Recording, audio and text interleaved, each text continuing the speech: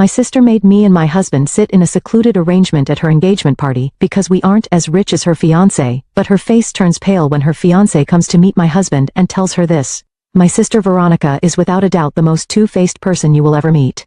On the surface, she appears sweet and charming, but when you dig deeper, you find a very different reality. I know this firsthand because we grew up together, and I've seen her true colors more times than I can count.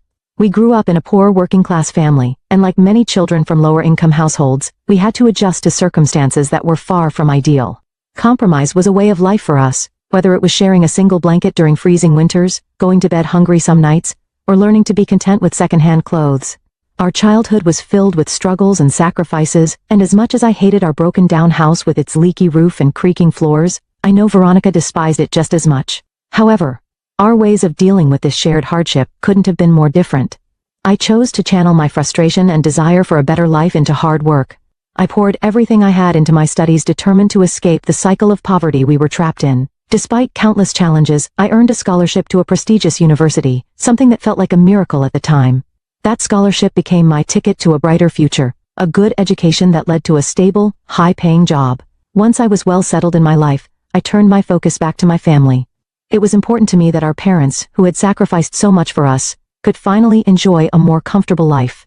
I helped them move out of that dilapidated house and into a better living situation. But Veronica, she took a very different path. While I focused on hard work and self-reliance, she leaned into her looks, charm, and cunning nature. Veronica has always known exactly how to use her beauty and wit to her advantage, especially when it comes to getting men and using them.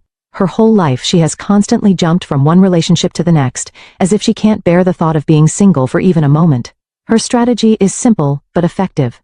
Find a man who can give her what she wants, whether it's financial stability, luxury items, or a place to live. She has mastered the art of securing it all through relationships. I've never seen her struggle to pay her bills, or worry about where her next meal will come from, because she always has someone taking care of it for her. Her most recent relationship was with a rapper who not only paid for her bills, but also lavished her with expensive shoes and designer clothes, and even gave her a place to stay rent-free.